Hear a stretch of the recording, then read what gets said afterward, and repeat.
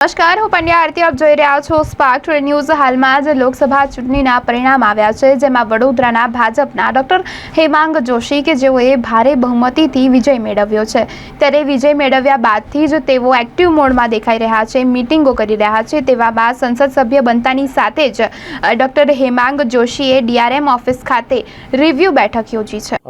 એક સાંસદ તરીકે, જનપ્રતિનિધિ તરીકે ક્યારેય પણ જેટલા પણ જનસેવાના કેન્દ્રો હોય તેની અંદર લોકોની જે માંગણી હોય, લોકોની લાગણીને વાચા આપવા માટે સરકારી અધિકારીઓ સામે જ્યારે આપણે જતા હોય ત્યારે સૌપ્રથમ સરકારી અધિકારીઓ સાથેનો આપણો એક સુદૃઢ પરિચય કેળવાય અને એક ટીમની જેમ અમે કામ કરી શકીએ. એ માટે જ્યારથી દિલ્હીથી હું આવ્યો છું, વિવિધ એવી સરકારી એજન્સીઓ સાથે કે જેઓ જનતાને ડિરેક્ટલી સ્પર્શે છે, પછી એ સ્વાસ્થ્ય હોય કે પછી રેલવે હોય, એરપોર્ટ હોય, એવા કોઈ પણ ઘટકો હોય, એમના અધિકારીઓ સાથે હું પરિચય બેઠક એક રાખું છું. અને અત્યાર સુધીની જે કામગીરી હોય, હાલના સરકાર પાસે એમના કોઈ પેન્ડિંગ પ્રશ્નો હોય, આગામી કઈ કઈ વસ્તુઓમાં સારા સુધારાઓ અમે સાથે મળીને કરી શકીએ, એ માટેની તમામ વિસ્તૃત ચર્ચાઓ એક ટીમની જેમ કરી અને અમે આગળ વધી રહ્યા છે.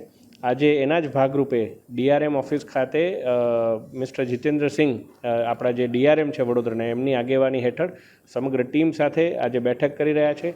એકબીજાનો પરિચય કેળવીશું, એક ટીમ સાથે કામ કરી અને વડોદરાની જનતાને, વડોદરા વિસ્તારની જનતાને સારામાં સારી રેલવે સુવિધા મળી શકે એ માટેની ચર્ચા કરીશું.